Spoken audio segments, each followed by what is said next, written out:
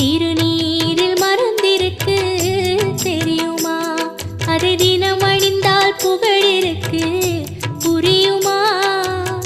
கந்தன் திருநீரில் மறந்திருக்கு தெரியுமா? அதை தினம்